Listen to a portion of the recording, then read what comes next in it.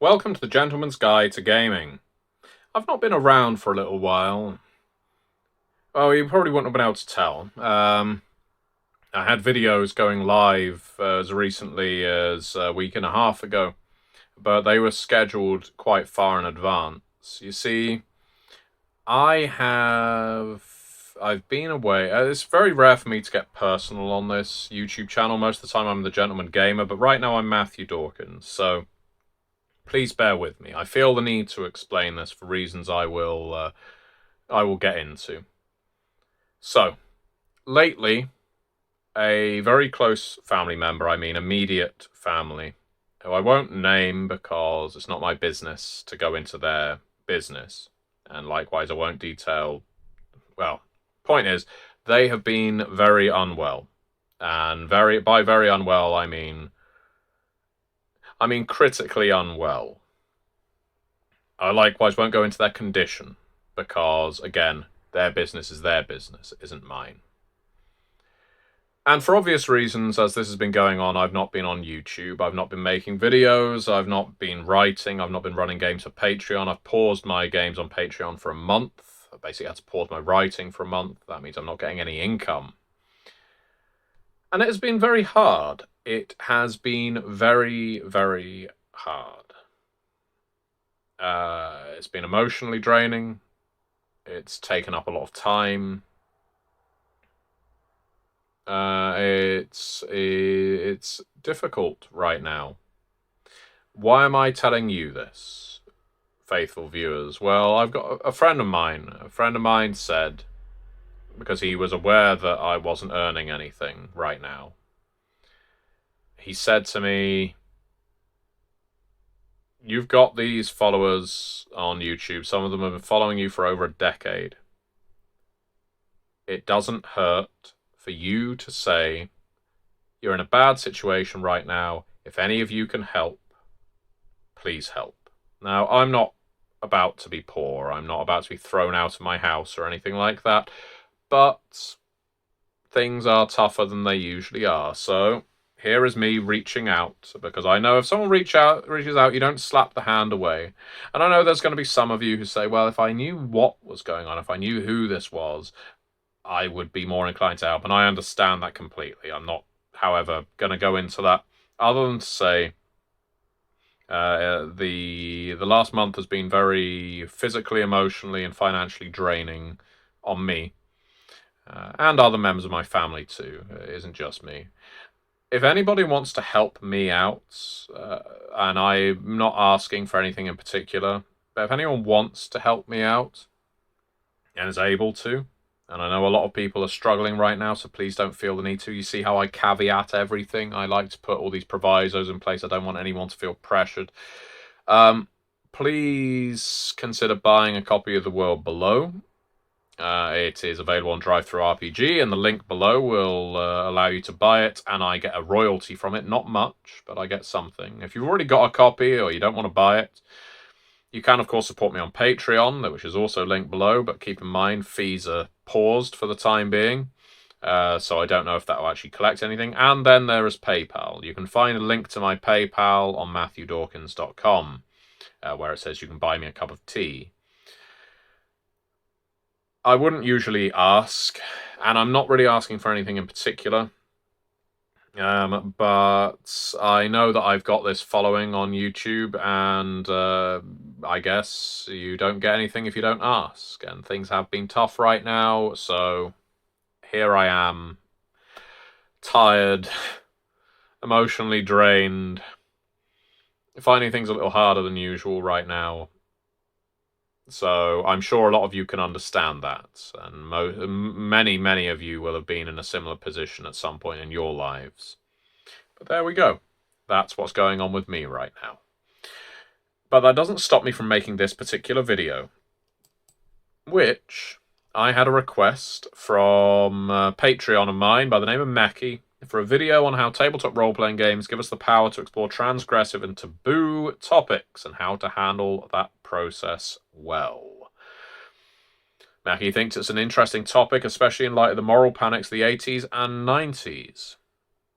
Moral transgressions and taboos are a topic I want to explore. In fact, I think this is going to be a series. I think I could make a few videos here covering different transgressions and taboos in gaming, and morals should be a big one. Obviously, the moral panic never really went away. It just took a different shape. We just have different people these days telling us what to do and what not to do. And obviously there's people on the left who are going to say it's people on the right, and people on the right who are going to point at people on the left and say, well, you're the ones telling me not to do this. There is always someone trying to control what you can do, who you can be, what you can play, what you can say. That is never not going to be the case. But the satanic panic was a big one for tabletop role-playing games. We'll get on to morals in role-playing games, I think. Morals are probably going to be a through line on all of these videos. But let's start with the big one. Let's talk about sex. When most people think taboos, I think they think sex. When most people think transgressions, they think sex.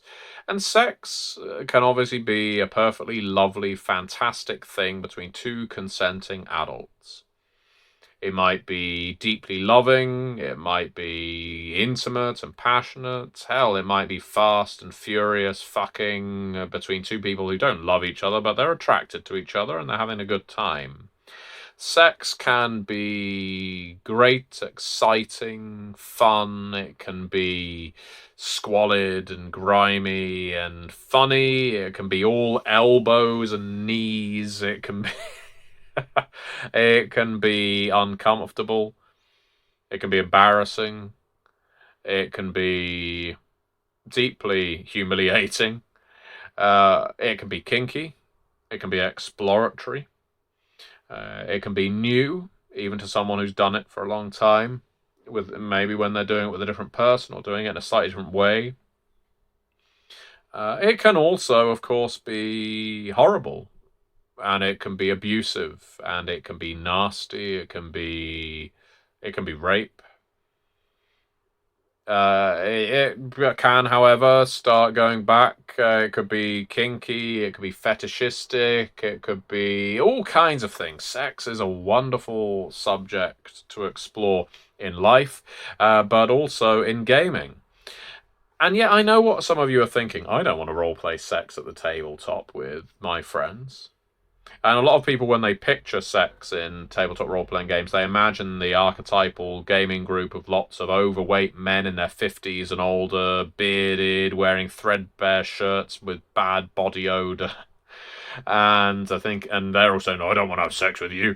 And they don't want to have sex with the GM either, because he looks exactly the same as them. But the fact is, gaming groups are often quite diverse these days, and that doesn't necessarily mean you're any more likely to want to roleplay a sex scene.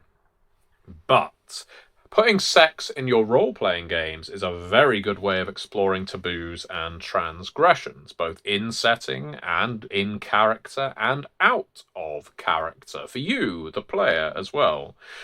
I'll say right now, this isn't a how-to, and you shouldn't substitute therapy with role-playing, or vice versa, by any means. The vast majority of people you play will not be licensed therapists or psychologists or the rest, and you shouldn't see it as a way of treating your problems or fulfilling your kinks. I've told the story on here before that one of the reasons I don't LARP is because I got very tired of people who were clearly trying to fulfill their kinks in character with people who, while consenting to playing vampires, were not consenting to be part of a fetish play. But, and here's the big old but, role-playing games can be excellent avenues for using sex as plot devices, for exploring characters' sexual history, fetishes, interests, curiosities, and as players, we can learn an awful lot through that.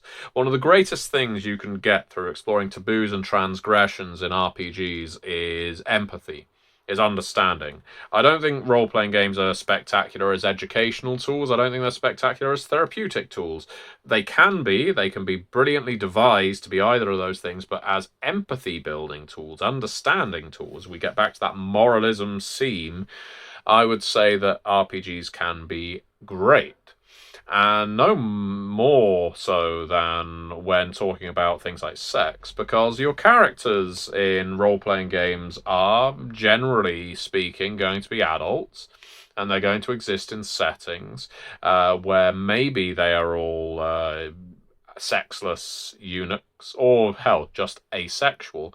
But the likelihood is you'll have some characters who are married, some characters might have children, all characters will have been born. Actually, that's not true. There'll be some settings where you'll be incarnated out of nothing, out of a flower. But sex would have been a part of their life at some point, I'm sure.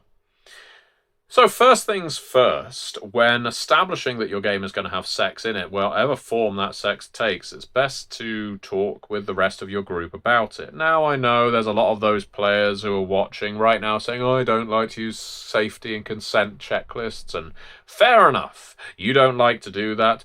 At least have a chat about it. You don't just spring sex on someone without asking in advance or intimating that that is what you're about to do. And you can look at safety and consent checklists. Here, how about this? Doing a safety and consent checklist, this is a really bad metaphor, is a bit like telling a prospective partner what your safety and consent checklist is. What are your kinks? What do you like? What are you interested in? Do you have any STIs? Did you bring protection? Questions like that. We're looking at this through a sexual lens right now, obviously. I don't think we've ever said sex quite so often in a video, but there we go. So you could look at it like that. Basically, it's being respectful with your partner or partners, because, of course, this is a collaborative medium. There's a lot of people at the table quite often. But maybe you don't want to go like that. Maybe this is more akin to a sexual experience that you're picking up after having I don't know, you've been out dancing, drinking, and you're going to have a one-night stand. Well, you still, in that scenario, or hell, in various experiences I have, let's say, witnessed, going to a games convention, hanging out at the bar afterwards with a young lady, and the night follows. So you don't want to do the safety and consent checklist. At the very least, you should ask the rest of the group, or say to the rest of the group, I wouldn't like any sex scenes in this RPG, but I don't mind a fade to black, or I don't mind a cut to black, or I don't mind playing through sex scenes, I find them really interesting. Talking about these things in advance is just setting respectful boundaries with the rest of the group. And not only does that introduce you as someone who is respectable and respectful, it also lays down a groundwork for everyone else. Now, obviously, if no one wants to explore it, that's fine. But let's say they do in various different forms. Let's say some people want to explore it as fades to black, some people want to actually play through a sex scene. How can you play through taboos and transgressions, whether we're talking about sexual violence, whether we're talking about inappropriate relationships, whether we're talking about same-sex relationships in settings that may not appreciate that kind of thing? Well, you do it with a sense of maturity. I don't like to use the word sensitivity. I've spoken about this before, but I find the word sensitivity these days puts people off. But you use maturity, and all of a sudden people are interested. I'll use an example.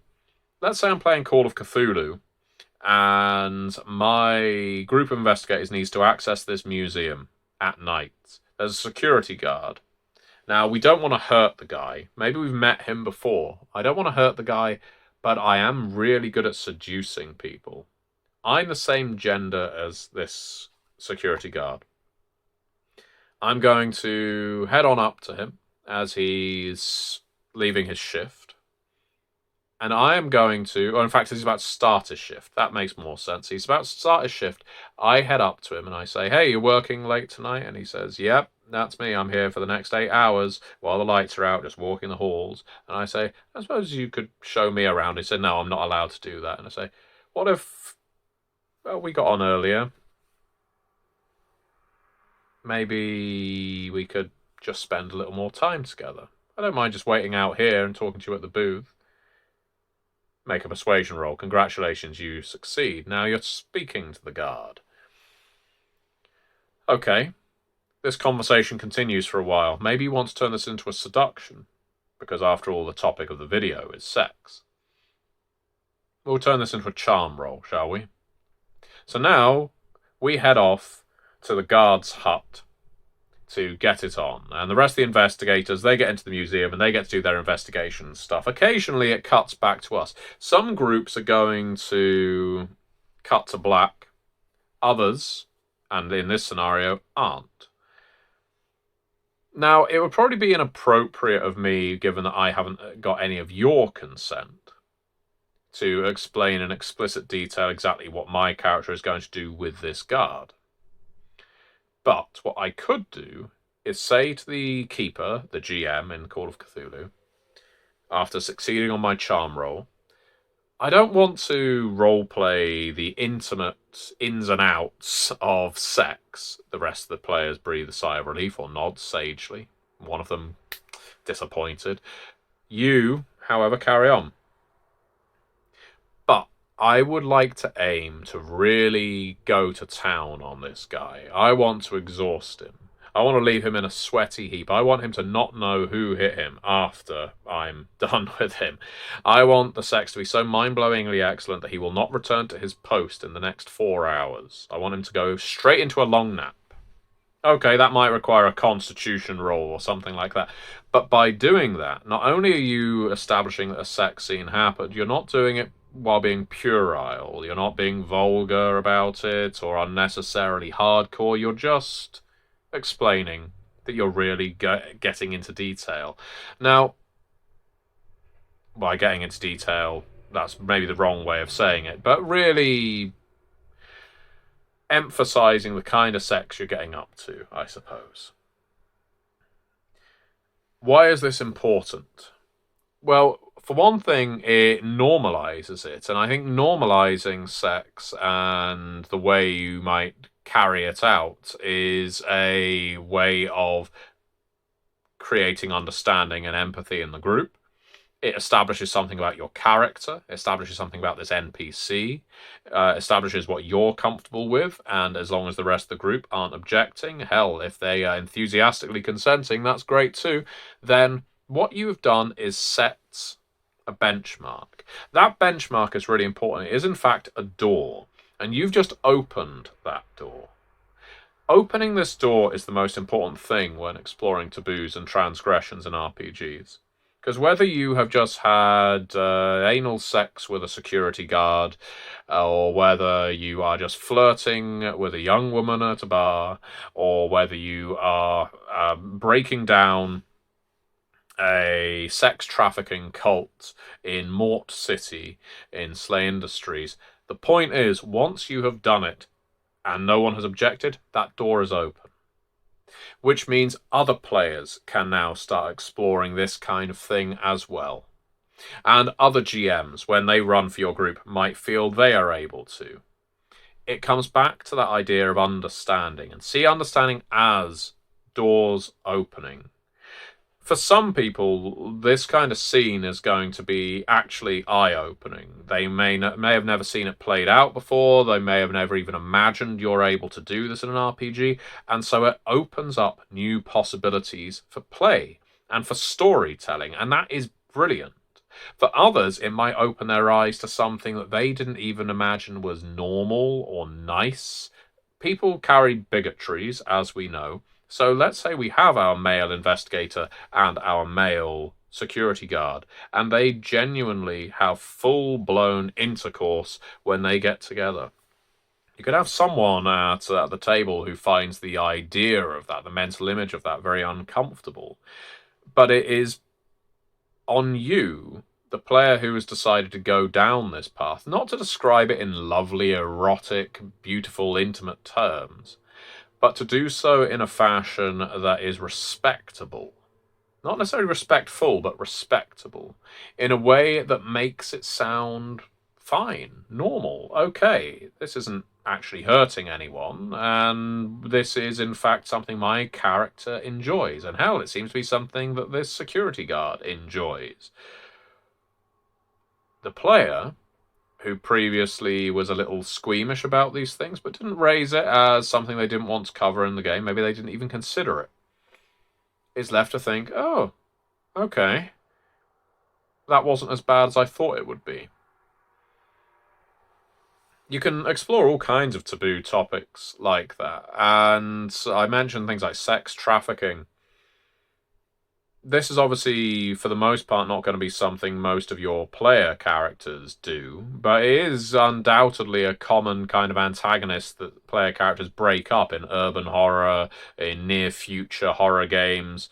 The idea of sex slavery, the idea of systemic rape, these things come up in games as antagonistic agencies to shut down. That's not a bad thing. It isn't a bad thing to have them in there as antagonists to oppose. But the way you frame it as the GM, because presumably you're putting this out there as something to be eliminated, is really important. I tend toward the clinical rather than the gratuitous. It will depend on the game. Oddly, for World of Darkness or something like Slay Industries or Curseborn, if I had something like this, I'd probably be more clinical. If it was Cult Divinity Lost, because I know people are signing up to play Cult Divinity Lost for a more crude kind of gaming experience, I'd probably be more lascivious with my descriptions. In this case, I would describe things like the smells, I would describe the sounds, I'd describe the sights from a remove like you have to keep looking away from it. In Cult, I might be more on my sleeve. I'd be open with my explanations of what has been going on here, the way it makes your character feel. Naturally, players can decide how their characters feel, but again, we get back to that moral question of what they do in response to it.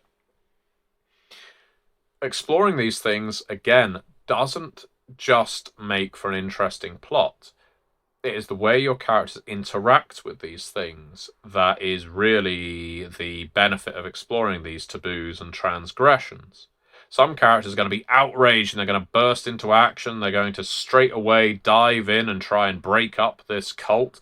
Others are going to want to slowly break it down from the outside, financially snipe off some of their guards and so on. Others are going to back away because they know some of their clients are some of the most powerful players in the city and they hate it, but they can't do anything about it right now. Some players are just going to be left thinking, what would I do?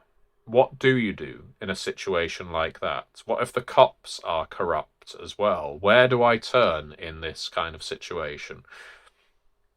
You can explore these plot elements and get different reactions from every single player around the table. And that is something that sex can do that not all topics that you explore in RPGs are capable of. Because sex can be such a polarizing thing, whether it is intimate and consensual or whether it is aggressive or manipulative and non-consensual, it's going to draw different responses from the different players around the table. And that following leads into other stories. But my warning to you, people watching who want to incorporate things like this into their games, is always, always be mindful of your fellow players, because when you're exploring these things, it's quite possible for minds to change to the negative. And when I say negative, I don't mean it's bad for them to think this way. You might get a character who is increasingly incensed about the injustice in the setting because of these sex traffickers, and so they're slowly pushed towards homicide. You might get a character who gets more blasé about it. This is just the way the world is. Deal with it. And then, beyond the characters, you might get players who think, I can't deal with this anymore, or this is too close to home, or this is upsetting me. Check-ins with your players are the best way to find this out. And you don't have to do it, again, by filling in a form. All you have to do at the end of the game, whether you're the GM or the player, is say, I'd like everyone to have a think now, or in fact have a discussion about what you encountered in this session, what your characters encountered, and whether they now think differently about their worlds, the people around them, and themselves. Putting understanding, introspection, reflection on characters is a really important way of exploring these things because, as I said at the very start, empathy and understanding are the main takeaways from exploring things that we find unsettling. It exposes us to new worlds. Sometimes they're horrifying, sometimes they're glorious, and it makes our characters change. And it can make us as players, as participants, change too. You don't have to roleplay a hardcore sex scene in exacting detail to learn something from your game or about your character, but by saying something like, I would really like to have a long, drawn out, intimate sex session with this NPC. That isn't saying something that should offend. That is laying down an objective. And that then tells us something about your character. You might think about it a little more afterwards. The other players are going to think something of your character after. But it opens that door to allow you to do it in future. Handling it well ultimately comes down to communication, and that's going to be the same in real life when we're talking about sex, but also in gaming when we're talking about it. It's one of those taboo topics that is always going to make some people feel uncomfortable, but there are ways of framing it, ways of putting it out there, whether it is that cut to black, whether it's describing in abstract terms what you've been up to by way of objective, or whether you go into the nitty-gritty, the deep down and dirty of what you've been doing with each other. Different groups are going to be comfortable with different things. I'll end by saying I was recently running a game of Cult Divinity Lost, and one of our characters is really on the ropes right now. She thinks very little of herself. She's basically a high-paid escort at this point. Not well, it is through choice, but it's mainly because she doesn't feel like she can do anything else. And she was having dinner with one of her clients who basically treats her like a lady at the dinner table and then treats her like, well, as he would say, a whore when he gets her back to his place. And we didn't linger on the sex itself, but as a GM, I explained how he uses you with absolutely no respect to your desires or your wants. You might as well be a toy on the end of his dick. He leaves you bruised, sore, hurt, unsatisfied, shaking, and then he gets up out of bed and tells you to collect your things and leave before he leaves the bathroom. The player, in turn, expressed how her character felt. Numb, a little more broken, but no closer to shattered than she was before. As someone who feels she deserves this, based on the previous experiences in her life. This is the second campaign that this character has been in, and it being Cult Divinity Lost, it's not been all rainbows and lollipops, I can tell you that. She collects her things, she collects her shoes, she heads home, and tries to forget about what just happened, instead just concentrating on the money she's earned. Now, all that is grim, it's grisly, it's horrid, and it is sex, though it isn't in any way pleasant, but it sets a tone. It's something we, GM and player, consented to, and none of the other players present ruled out in advance. And I think it left some of us feeling a little breathless afterwards. Not in a phew, that was fantastic. In a let's think on that for a bit. Let's take a breath. Let's move on to another character. And the way we handled it, we checked in, we spoke about it, we discussed these things, and then we can move on to the next session. And if a player ever has a problem with it, they can come to me and say, and we won't do it again. Cornerstone of any good relationship, whether you're role players or romantically involved, is communicate with each other. We communicated and got to tell that, frankly, horrifying vignette. It wasn't integral to the plot, but it was integral to the character. And that's how I would recommend people explore taboos, whether you're exploring questions of sex and gender, or violence through sex, or love through sex. It is a brilliant topic to involve in the right kind of game. And I would love, if any of you are bold enough to tell me, this is a long video, I'd love for you to tell me in the comments below if you use sex in your role-playing games and how you use it. Where are your limits? What are you up for? I promise I'm not trolling. I would be interested to see your opinions. Anyway, I should go. I want to say thank you very much for watching. I will be seeing you next time. And thank you very much for your support if you help me out with this whole crisis I'm going through right now. Bye-bye.